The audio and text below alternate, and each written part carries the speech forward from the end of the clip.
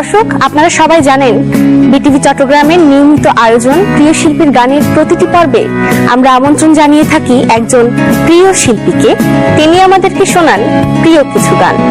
আজও তার ব্যতিক্রম নয়, আমাদের সাথে আজ স্টুডিওতে উপস্থিত রয়েছেন একজন প্রিয় শিল্পী।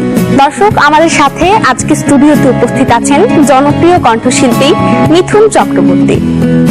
চলুন কথা বলি তার সাথে। আপু, অনেক অনেক প্রীতি আর শুভেচ্ছা জানাচ্ছি আমাদের আজকের আয়োজনে। কেমন আছেন?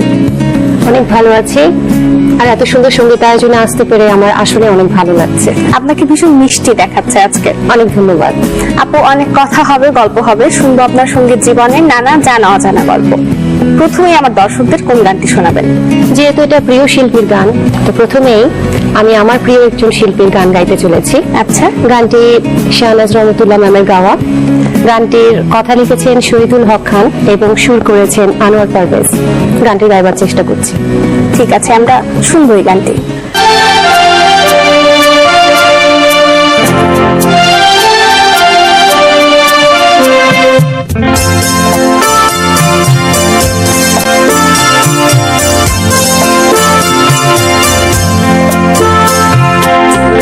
সাগরের সৈকতে যেন দূর হতে আমারে ডেকে